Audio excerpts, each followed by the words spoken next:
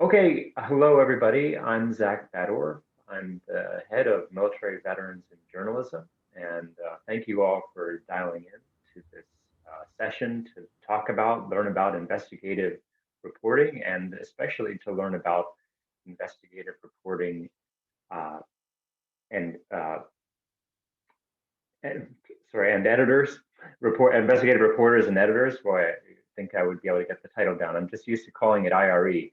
Um, and so we have some really fantastic guests here to talk about IRE and to talk about investigative reporting and talk about different pathways that people, veterans in particular, can get into this specialty of journalism.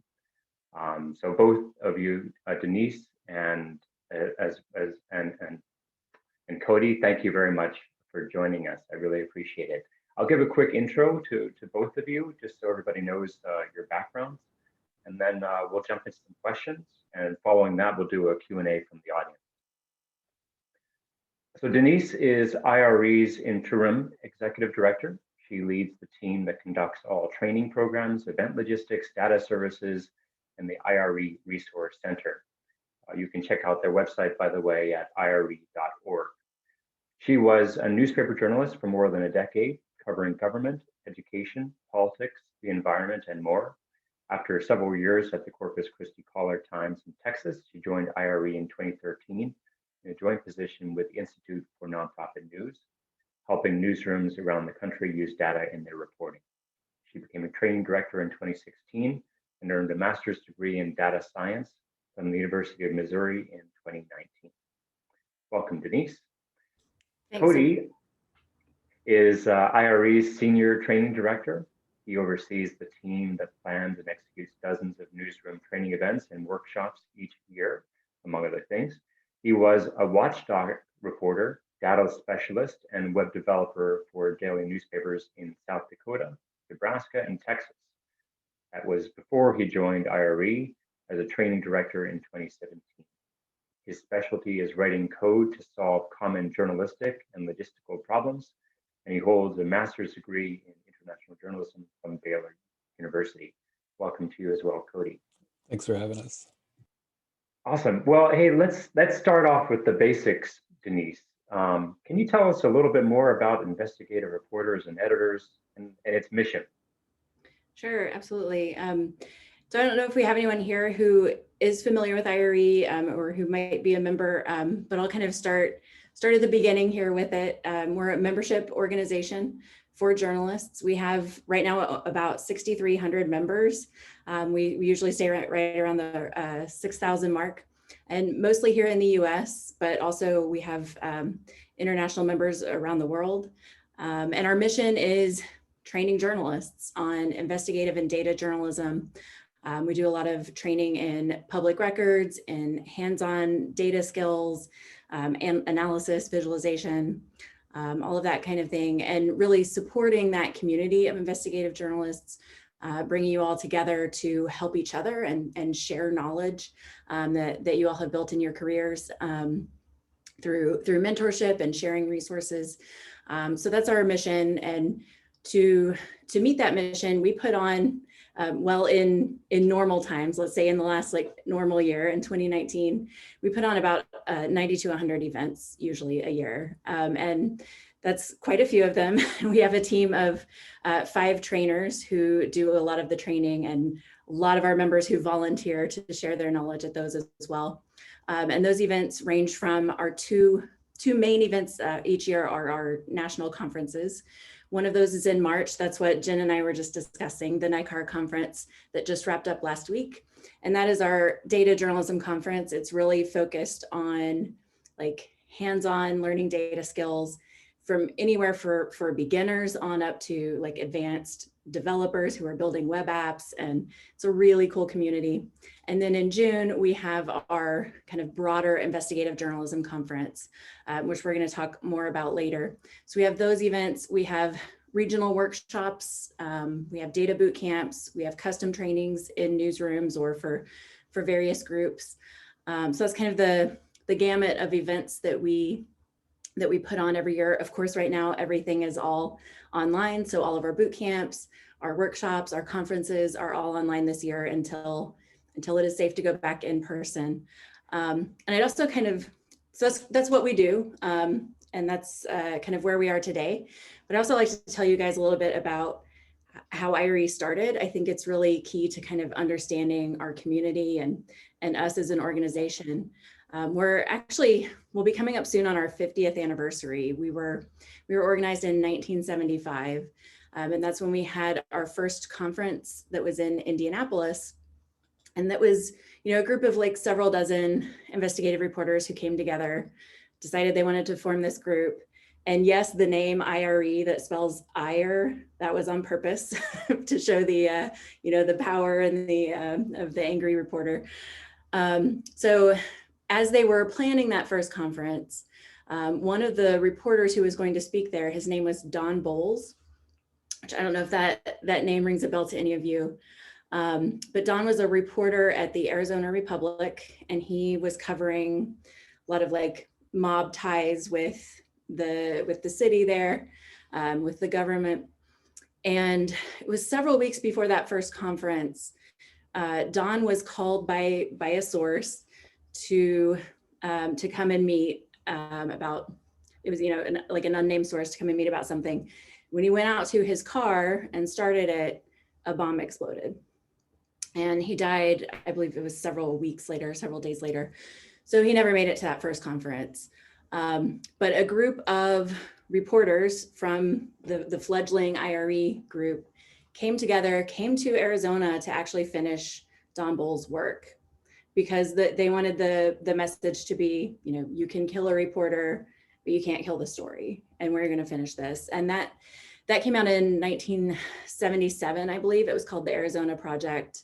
It was really the event that, galvanized IRE as a community of reporters who really share with each other. They, really care about each other. And while yes, sometimes we might be competitive, the main goal is really to serve the public, and we're going to help each other do that. So that's kind of where we are today and where we came from. And we'll talk more about a lot of our programs and events as we go through the hour here. Awesome. Thank you very much for that overview. Would you mind telling us a little bit more about your own background and your own reporting experience, especially investigative reporting? Sure, yeah. I came to investigative reporting. I wish I had found IRE earlier in my career or even in college, but I didn't find it until later in my career. But I had always kind of gravitated toward like math, numbers, data, that kind of thing. In college, I double majored in journalism and physics because I wanted to talk about science, write about science journalism. And so in my first couple of jobs, I was really kind of the person in the newsroom who like did percent change for people or, helped people make charts. And so I think that's kind of what I was gravitating towards. And my bosses, when I was in Corpus Christi, kind of, I guess, saw that spark in me, and they sent me to an IRE boot camp. And that was where things really took off for me. And the boot camp that I went to, it's 4.5 days, and you don't have to have any data knowledge at all to walk in. I was totally self-taught at the time. I kind of thought I knew what I was doing with spreadsheets, but it turns out I didn't. I learned I learned how to do things so much better and more efficiently at that boot camp. And so we learn spreadsheets, and we learn structured query language, SQL, that you can handle databases of millions and millions of records from what you learned just in like 4 days at the boot camp. So it was really kind of a life-changing experience for me. And after that, I saw data everywhere in my stories on my beat, and started just kind of helping other reporters in the newsroom learn spreadsheets as well, and became eventually the data and investigative editor there in Corpus Christi. And then so when this job came open at IRE back in 2013, I jumped at the chance to join IRE and kind of spread that love of data and investigative reporting to others. Okay, thank you for sharing that. I appreciate it.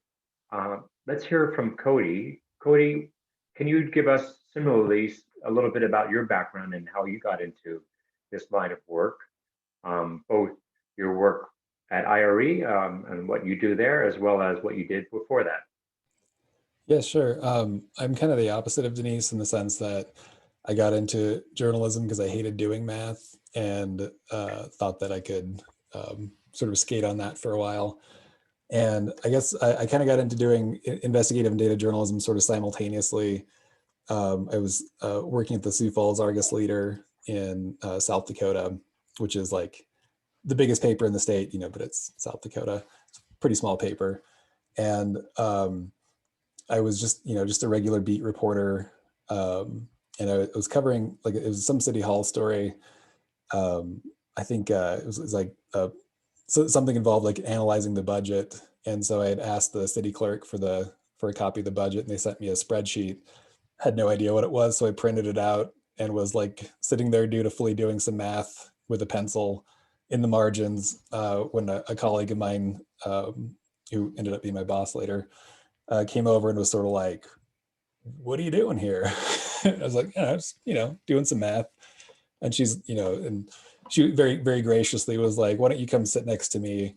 Let me tell you about this organization called IRE. Let's figure out a way to get you to."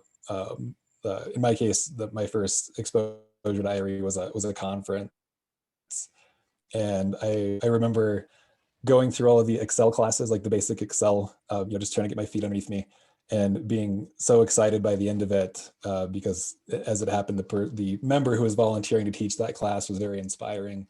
That on my layover at the airport, I was working through like Excel worksheets because it was just like kind of one of those galaxy brain moments where it's like, oh, there's an entire world out there that I've just not even been touching. And it was, pretty soon once I kind of got my sea legs underneath me, it was like I was finding stories that nobody else was finding. I was able to answer questions that nobody else could. And then I personally kind of took a sideline off into like coding and data visualization. I don't know if y'all remember pour one out for Google Fusion tables, but that was my jam for a while. And it was like I can make maps and put them online, and it was this amazing, and if I can write a little bit of code, then I can like make a little bespoke thing here. And it was this like interesting creative opportunity that just really kind of hooked me from there. And then I've been very fortunate in the newsrooms I've worked in. There's always been someone who's a little bit more skilled than me, who's taken time to help mentor me. And like Denise was talking about, like the kind of the culture of this organization really, it really helps retain you in the sense that it's very supportive. Everybody wants to help you succeed.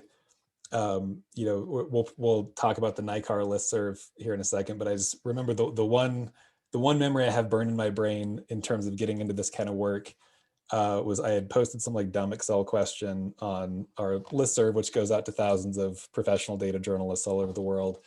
And somebody from the New York Times called me like 10 minutes later and was like, "Hey, let's work through this real quick." And I'm, just some like cub reporter in the middle of nowhere, flyover country. And I was just like, "Oh my God, like, this is the most amazing thing that people are willing to share. And like, they want you to do better because they've been in the same spot." And I've been a member of some other like kind of techie communities where ostensibly that's the idea, but it's a lot more like competitive, or like, I need to show you that I'm the smartest person in the room or whatever. And it's so rare to run up against that kind of thing, in the IRE NICAR community. So I was at the Austin American Statesman. I'd gotten to the point where I was building web apps and doing some more advanced stuff. And then I saw that this job had opened up, and I was like, oh yeah, this is a good opportunity to go kind of spread the gospel a little bit and help other folks build up their skills. So it's been great. I've been here about 4 years now, so good times.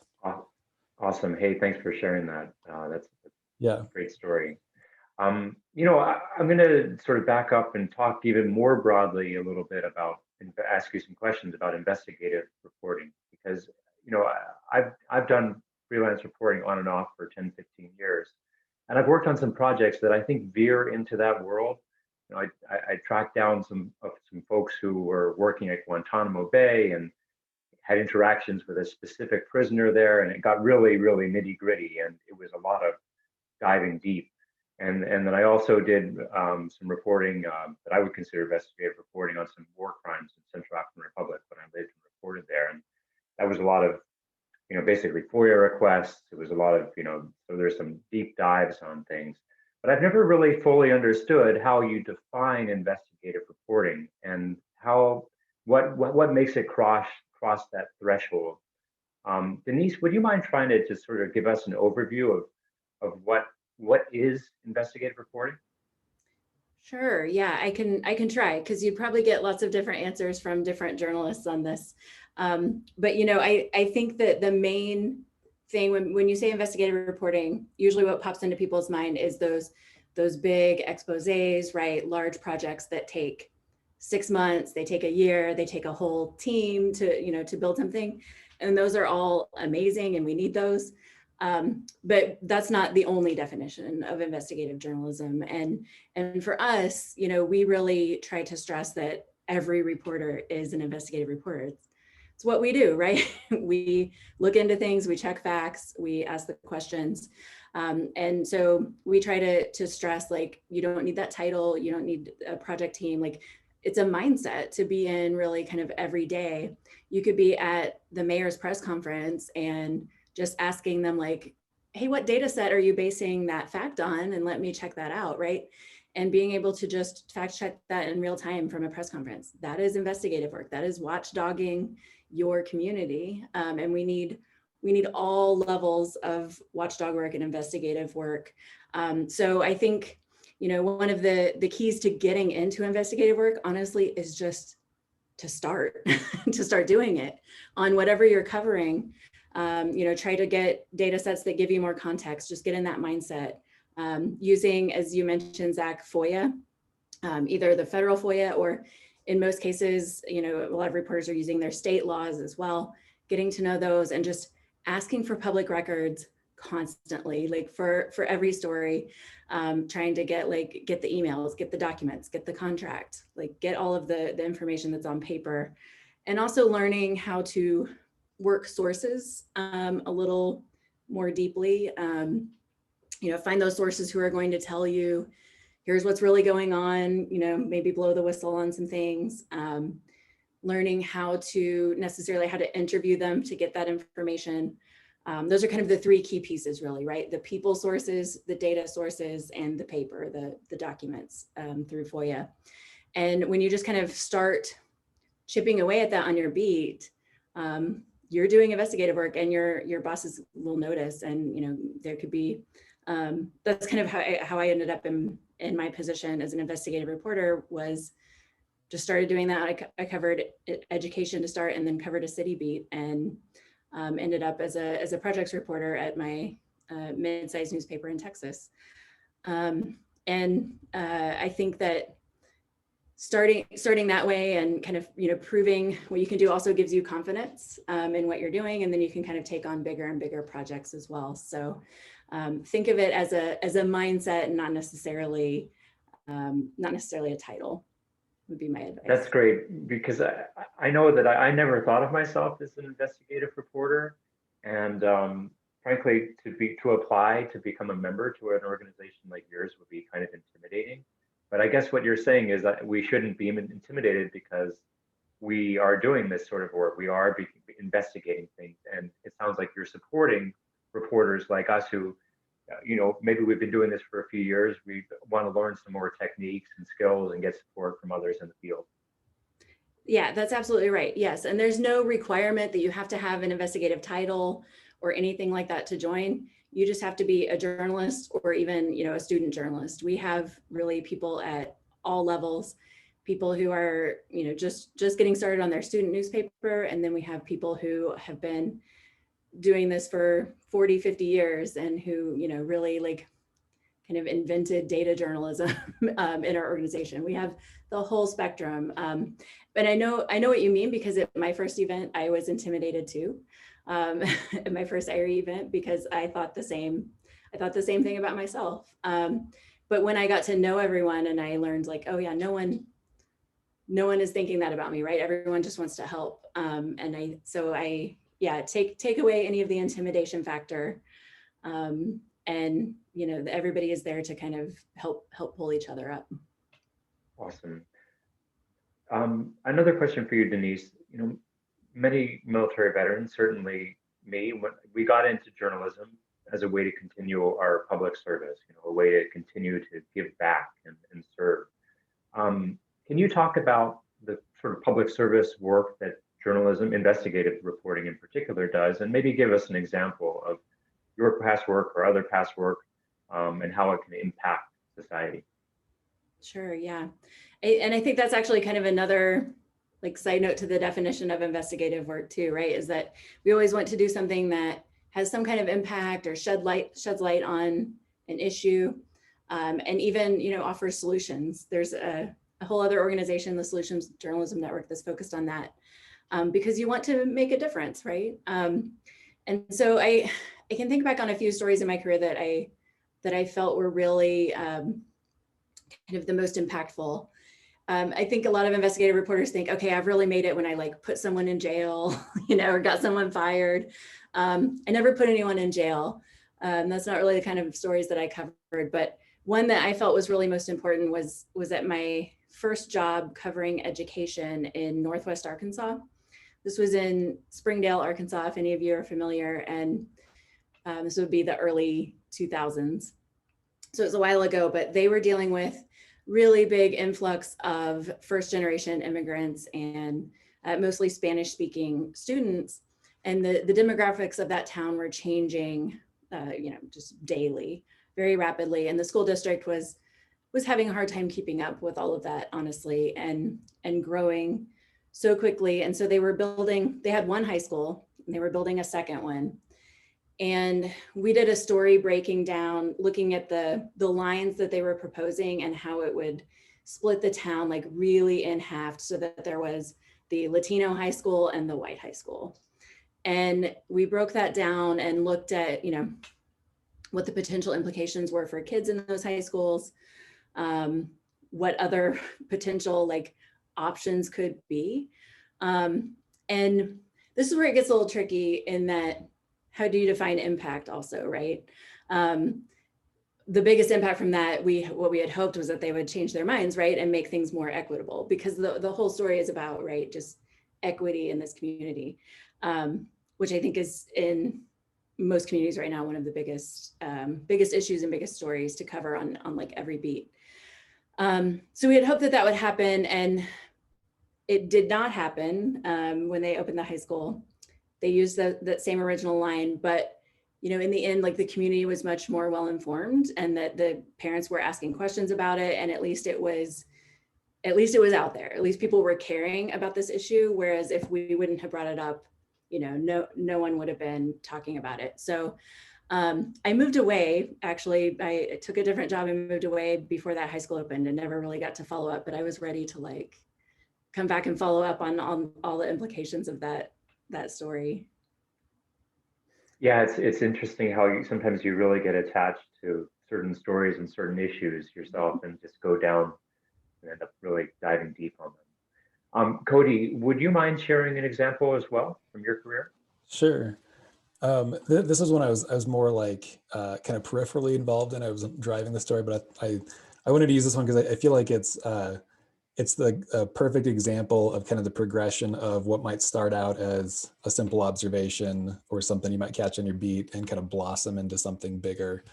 I was a local government reporter at the Omaha World Herald before I went to Austin, and this is such a great story. The courts reporter was at the county court one day, just chatting with one of the prosecutors about something, and they saw this guy walk by, and they kind of looked at each other like, shouldn't that guy be in jail? Or shouldn't he be in prison? Like, I covered that trial. He's like a violent offender or something. He's like, yeah, that is super weird. And like from that point, as Todd Cooper, he's a great reporter. The natural question that came to his mind was like, well, that's weird. Like I wonder what's going on there. And so he called the Department of Corrections, and they're like, oh yeah, this guy, his jam date was, last year or whatever, or 2 months ago. And he's like, well, I remember I covered that trial and he was supposed to get like 6 years or something. So that's super weird. And the person at the end of the phone was like, huh, yeah, super weird. And then one thing we talk about a lot of times is like asking that extra question about, to like kind of broaden your inquiry And so the obvious question here is like, well, I wonder if he's the only person who got released from prison early. That seems like kind of a big deal. And it turned out that this was that the answer was sort of hiding in plain sight, in the sense that in Nebraska, the state, the prison roster is public. Like you can download a spreadsheet of everybody who's in the state pen, basically, and it has here's what they're in for, here's when they're supposed to get out, and all this other sort of stuff. And so what we did was we repurposed some code that we had written to scrape all of that data off of the public facing website into a spreadsheet, and basically just did some math. Was like, here's when they were supposed to get out and here's when they got out.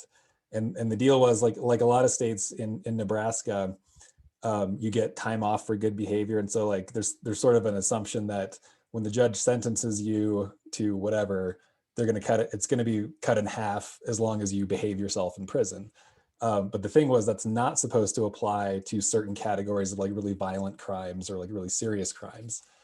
And what had happened was when the people at the Department of Corrections were calculating their, when a person's release date was, they weren't taking that into account. And so we actually did the math for them. And it was one of those deals where we came to the department as a newspaper and we're like, well, here's what we found. Sounds like y'all have let out, we found at least, 70 people. You let them out early. What do you think about that? And they're like, oh, yeah, that sounds like a problem. Let's look into it. And long story short, it ended up being like way more than we had identified. And so, we obviously, as a newspaper, we wrote a bunch of stories on it. And in the meantime, we're kind of working, we're putting in FOIA requests and we're interviewing people and trying to figuring out not just the what happened, which is what we got by analyzing this data, but why it's happening and what the context is. And this was during a time when the state prison system was like 150% capacity. The ACLU's, on the governor's ass, going to sue them. And there was a directive. Like, this is one of the only times in my career where I feel like I was watching these reporters who were leading this project, like literally rifling through printed off like boxes of emails, and they found like a smoking gun email where it was like, here's the directive about why we're calculating the jam dates this way. And so it was, kind of a minor scandal, but I just thought it was such a good example of how like a single observation by a reporter can, you can spin that into a larger project if it warrants it. If you just keep digging, and like Denise was saying, it's not like a specialized skill, except except insofar as like, being stubborn, not taking no for an answer, and just turning over rocks and seeing where each thing leads. So that's one of my favorite personal stories. So awesome. That sounds great. Looks like you had some great data there to dive into. So let's turn a little bit and try to think about how veterans can learn from IRE and also use some of their skills and background and experiences from the military, from the government to in their journalism careers. I know that I personally drew a lot on my military connection, whether that be people in the special ops community, folks in the Central Intelligence Agency, folks in all sorts of different parts of government. I was able to call on them, and they were able to provide some sources and access sometimes, if I was lucky. Certainly background information that really helped bolster my my reporting, especially reporting on national security and foreign policy. Denise, I'll turn to you on this. How would you suggest that veterans could leverage those those connections in their news reporting? Yeah, I mentioned sourcing and interviewing as some of the top skills for investigative reporters, and those kind of connections right there that's something that many reporters would really kill for, to have that kind of connection and that kind of experience in a government agency. One of the things that we talk about when we're training is a lot of times to think about like what records are available or what data is available. You have to kind of put yourself in the mindset of a government official. You have to kind of understand the regulations and what people are required to file and understand this paper trail. And so in a lot of ways, if you already know that government agency, if you've already worked inside of it or know people who work inside of it, you have such a head start on that kind of thing, that you can know the terminology, know what to ask for, have know the org chart and know exactly who to call. Like, that is a huge leg up. And that's obviously for any of the agencies that you were involved in. But even if you're not covering those agencies that you were directly involved in, even just, I feel like having that government experience and knowing like what the bureaucracy, how it works, is a huge advantage as well. We have panels at our conferences that are, with themes like infiltrating government agencies and things like that, to try to teach reporters on like how to do that kind of sourcing. How to get inside an agency, get around the PIOs, and like find the people who actually know information. And you guys already know all that, right?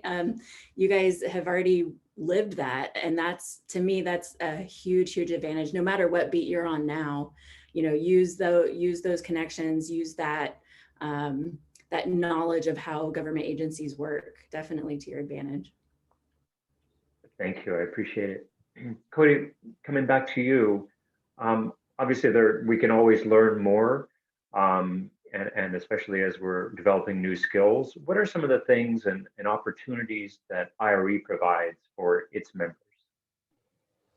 Yeah, great question. Like we've been talking about, we're primarily like a teaching and training organization. So we are kind of our bread and butter. If you think about like data training, the regional workshops that Denise mentioned, usually we usually bring in some folks who talk about things like building trust with sources, like you talked about, or interviewing skills, wording FOIA requests and that kind of thing, where our members are coming to help to share their knowledge. And I'm gonna drop a link to this, Denise. I hope I'm not stepping on you here. We put together kind of like a little nutshell document that's like, here's all of the benefits if you do decide to join IRE. And I'll share my screen real quick just so we can all. I'll just go down this really real quick here. Let me find my stupid thing here. There we go. So in addition to training, we have like, there we go. Can y'all see that? Okay, yeah. Sweet. And I'll drop this. It's a bit.ly IRE Edge, IRE in all caps. And I'll drop this in chat so we have this as a reference. If I can find my chat window here. You feel like I would know how to run Zoom by now, but there we go. Yeah, so our calendar of upcoming events would be something to take a look at. Our data boot camps that Denise mentioned have been selling out like real quick. But if you want to pick up some data literacy skills, spreadsheets, SQL, we have coding boot camps. All of our upcoming events are at that link there to take a look at. And please apply for our fellowships and scholarships, because a lot of times we have money that can help cover those registration costs for y'all. We got an email list if you want to take a look at those.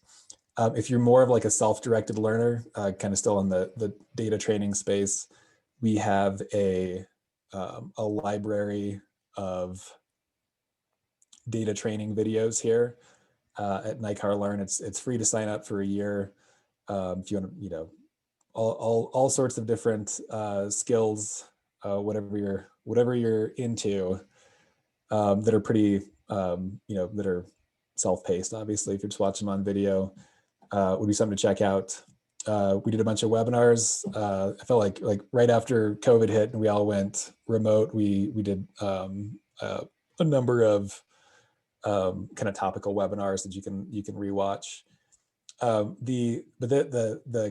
The resources that we have in our resource library are available only to members, and we have tip sheets going back like, I don't know, early, like mid 80s. I feel like we were spelunking through these a couple of months ago, but thousands, like every time we ask somebody to come talk to us, we say, hey, do you got a tip sheet? Just kind of a brief, here's a skill or a strategy or a tool or something that can help you do your job more effectively. Put it in a tip sheet, and that's in a database you can access. we have some recordings of our from our conferences and regional workshops. If you couldn't make it and wanted to come back and listen to the audio, we have some of the best investigative journalists in the world who are volunteering their time to share their secrets with us, basically. So this would be the place to take advantage of it. And then one of my favorite, I feel like people, this doesn't get enough love, but we run some award series, and every time a member submits their story as a for consideration for like the IRA awards or something, we make them fill out this long questionnaire that basically gives a blueprint for if you're a reporter working on a similar topic in another market, here's how you would do it. Here's the human sources I called. Here's the documents I FOIA'd. Here's the data I got. Any advice to other reporters pursuing a similar story. This is one of those things where, like, especially if you're in kind of uncharted waters, this would be one of the first places I would look to say, like, who else has done interesting work in this area, and are there ideas I could steal from them? So that's we got I don't know, 20,000 of those, 25,000, something like that. I mentioned the NICAR listserv, which is probably the more active. We have a couple of listservs that are kind of just watering holes where people will talk about new and emerging tools. They'll post, like, hey, I'm having this Excel problem, and you got any advice for me? Or if you happen to live in one of the states where there's a residency requirement for state public records requests, a lot of times you'll see folks being like, hey, any Tennessee journalists on here who could do a straw man request for me, basically, because I don't live in Tennessee, that kind of stuff. So it's kind of just a community of people. If you're into broadcast, we've gathered a bunch of our TV watchdog resources, and then we also have a data division that we have a bunch of different data sets. Some are free if you're a member, others are available for kind of a nominal fee. And some of this is just like, we put in the FOIA requests, we've cleaned up the data, we've vetted it, and like, we're saving you this much work, basically, is on some of those.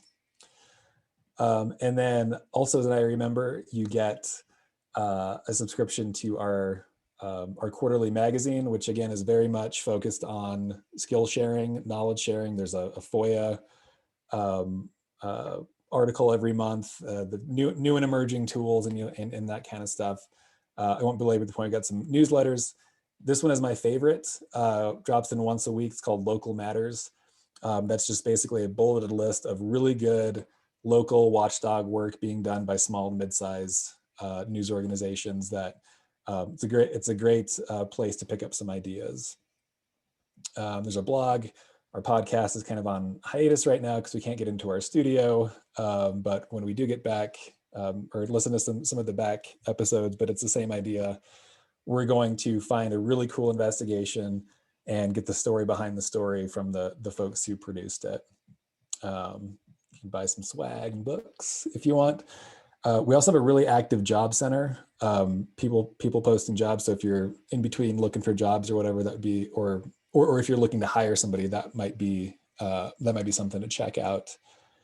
And then in terms of like technical tools, we've got some member discount deals. So if anybody is interested in visualization, I don't know if y'all have heard of Tableau, but it's business intelligence software that's normally very expensive, $70, $80 a month kind of range, because data journalism is just kind of one aspect of their business, but you get a free license for, was it 4 or 5 years, somewhere in there, to get like their desktop software. commadox, you get a free pro account. This is a tool that if any of y'all have worked with data, you'll share my pain on this. When you put in a FOIA request or a records request and you're like, I want a spreadsheet, and they give you a PDF back that used to be a spreadsheet, and of course you can't sort it or do any of that sort of thing. commadox is the tool that can help extract tables from PDFs. It works pretty well. And then some discounted subscriptions to Pacer Monitor, which does just what you would think. Pacer is the the database of the federal courts database, and then Smart Procure. If you're diving into anything with that involve like federal procurement data, y'all might have seen this from like the other end, but the federal procurement data system is just a giant trash fire, and Smart Procure and GovSpend make that research a little bit easier. So if you find yourself doing a lot of contracting procurement reporting, that would be a good thing to check out.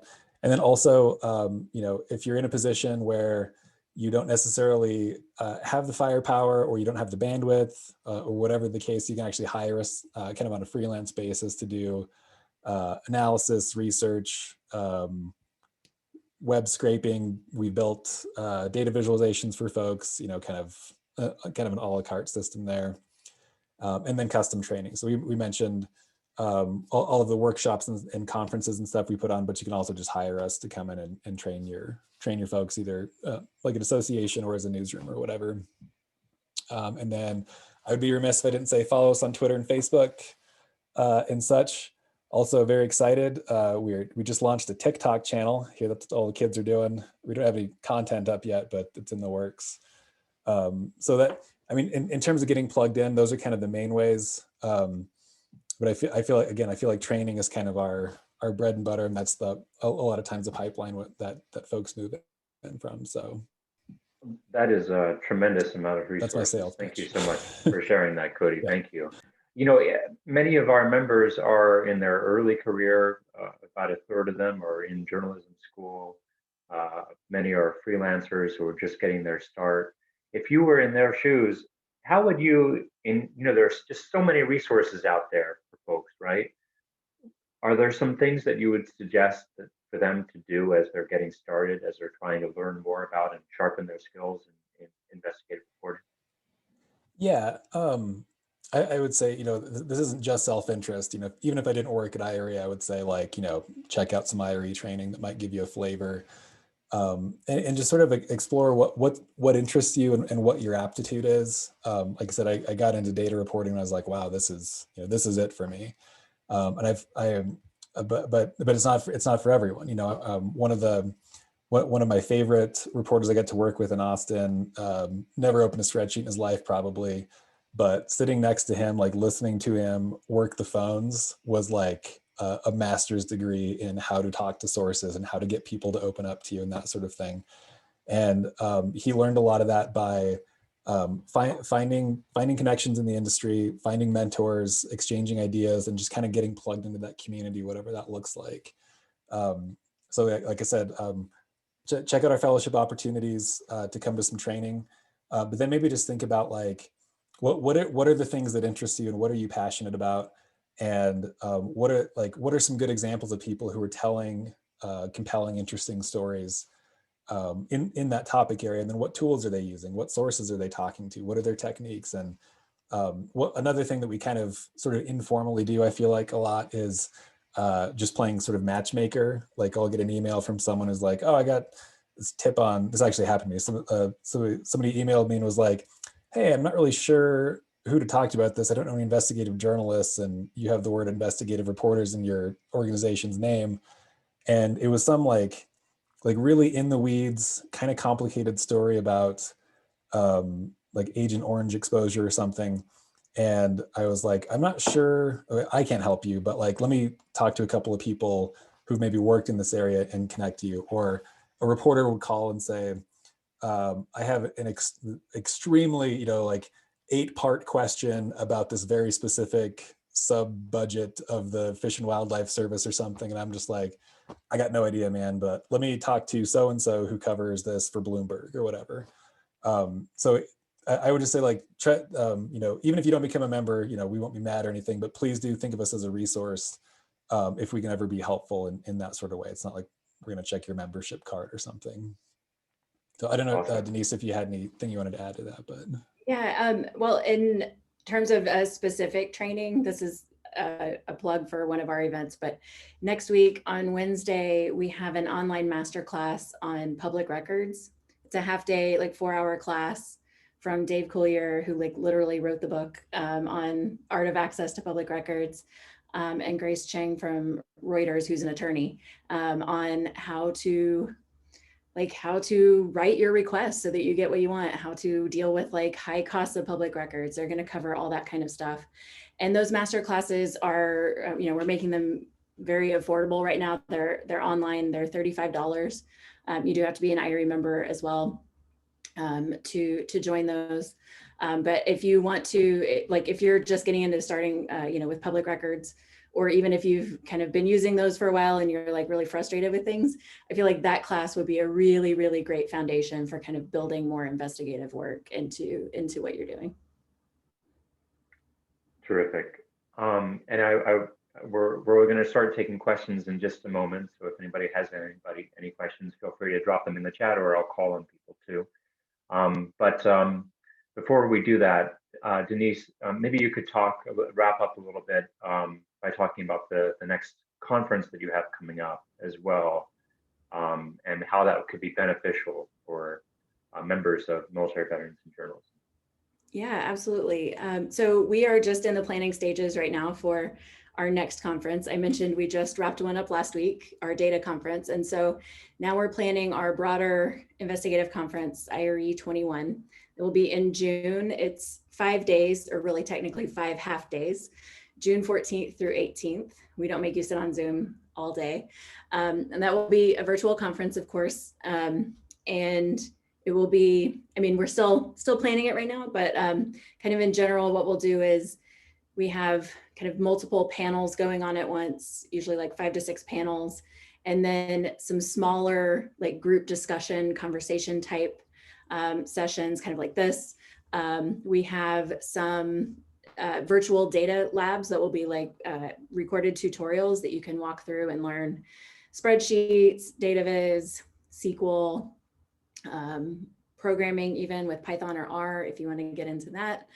And so right now we're planning like what all of those panels will look like. So I'll drop a link into the chat here in a second, but we would love to hear from you guys on like what kind of content you would like to see. And, also we have some space in there for you to say, like, if you've attended a virtual conference before, like, what did you like or what did you not like? So you can kind of help us.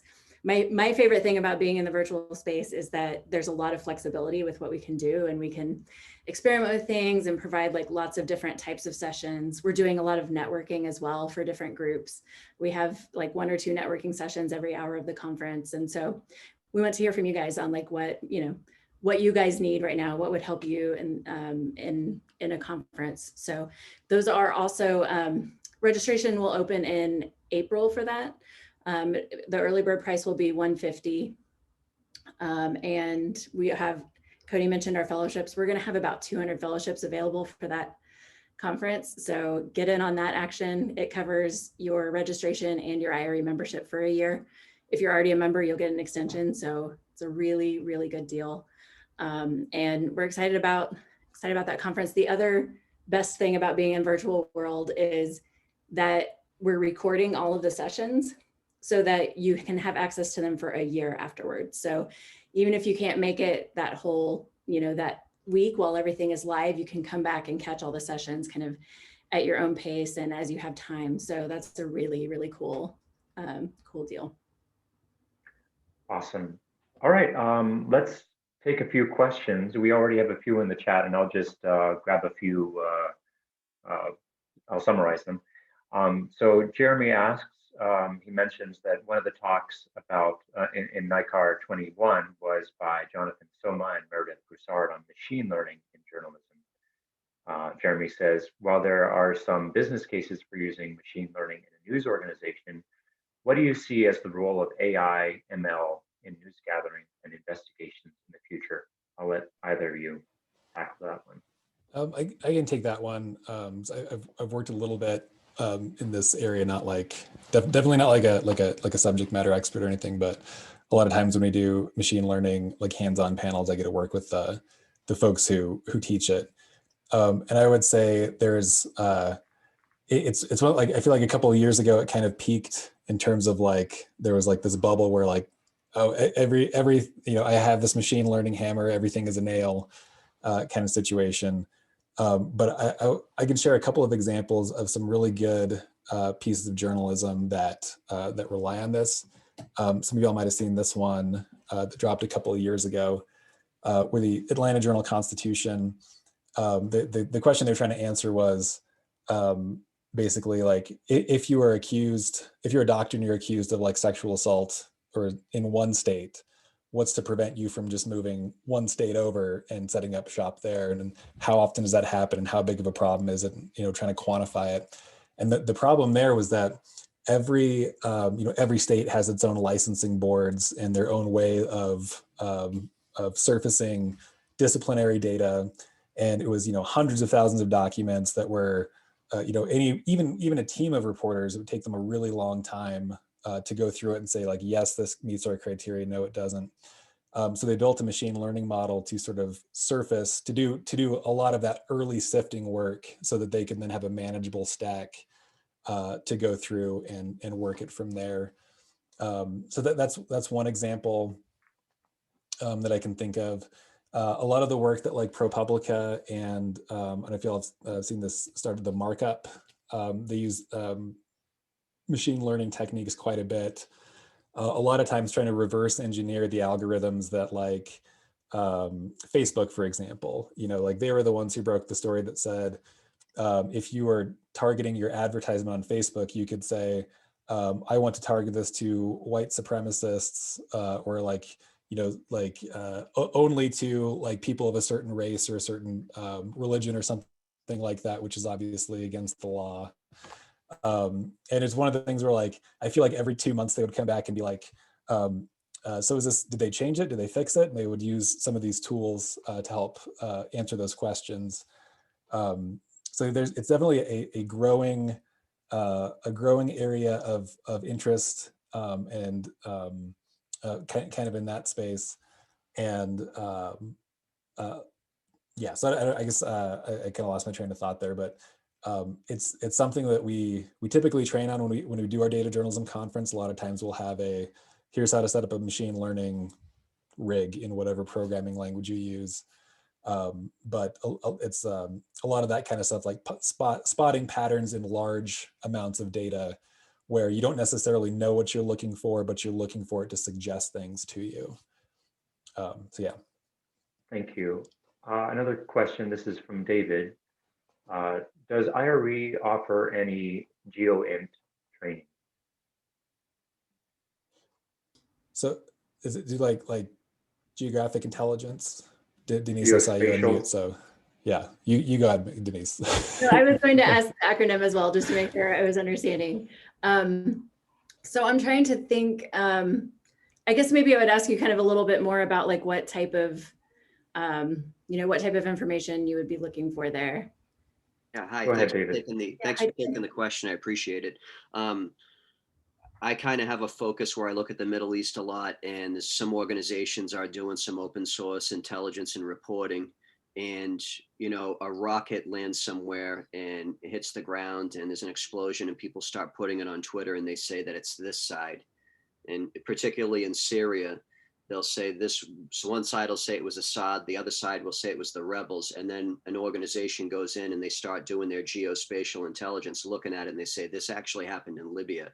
It's not even close to here. None of them are involved and it's pure propaganda. But with all the information coming in on social media and Twitter, a lot of stories are initiated there these days, and it's hard to ferret out that information without being able to pinpoint geographically on a map where these things are taking place. Yeah, got it. Okay, I'm glad I asked because I was like, I have a feeling we do talk about this stuff, but maybe we call it something different. Yeah, I'm sorry, that's just a military type acronym. I figured that, that was universal, but once again, I'm wrong on that by using acronyms. Not the first time, by the way. Yeah, no, so yeah, we have had probably quite a few like conference panels on this type of thing where we would bring in like social media type expert. Probably most years we have someone from Bellingcat, if you guys have heard of them. They're a really great like open source intelligence and like international search group, and they do things like this of like, looking at the pictures and looking at like what was the historical weather on that day and like bringing in satellite imagery, right? And like all these kinds of things to kind of triangulate like how do you fact check things that are coming in. I love the topic for you know, I mentioned we kind of do it at conferences. I love that topic for kind of a deeper dive into something like, you know, maybe one of our deeper workshops, because I feel like you could do so much there. At our last in-person conference that was our NICAR 20 conference in New Orleans last March, we had a masterclass on using satellite imagery for investigative journalism. And I don't know how much of that kind of topic they got into, but it was a lot of that, like how to determine, you know, where something is and use these imagery, use these images to show like how something has changed over time, right? Or like there was a flood, there was a natural disaster there, or the war. So we have covered like some of those similar topics. I like the idea of kind of bringing it together under this this label, I guess, and like under this topic and doing something deeper on it. I would just throw in real quick, just to piggyback on what you were saying. I feel like there's sessions like we have technical sessions on how to generally use GIS software. We typically fall to QGIS instead of like Esri or ArcGIS, just because we prefer open source tools for folks. But then like Denise was talking about like what like folks like Bell and Cat are doing, or I'm going to drop a link in chat. This is one I like to point to quite a bit. But in terms of the strategy of how do you conduct an open source investigation using, you know, free or cheap tools? This was the example of the New York Times, who have some dedicated researchers who were able to. They were one of the first to say, yes, the Syrian gas attack was, you know, Bashar al-Assad, and they were able to verify a lot of that before some other folks did, because they were using some of these techniques, and some of these folks do come in, like Denise said, and speak at our conferences. So Terrific. Thank you both. And thank you for taking the time to chat with our members today to share some information about IRE and its great work. I'll just close by recommending that our members check out IRE.org, sign up for the very affordable membership, and participate in future trainings and workshops. With that, thank you very much, Cody and Denise, for taking the time. It was great chatting with you. Thank you guys so much for having us. And I just dropped our emails into the chat too. So I encourage you guys to keep in touch. And as Cody said, like just reach out if you have a question about any of our trainings, our resources, or you'd like to be connected to any of our members to help you with anything. We'd love to help you guys out. Wonderful. thanks for having us. It was good chatting with y'all. Great. Have a great evening, everybody.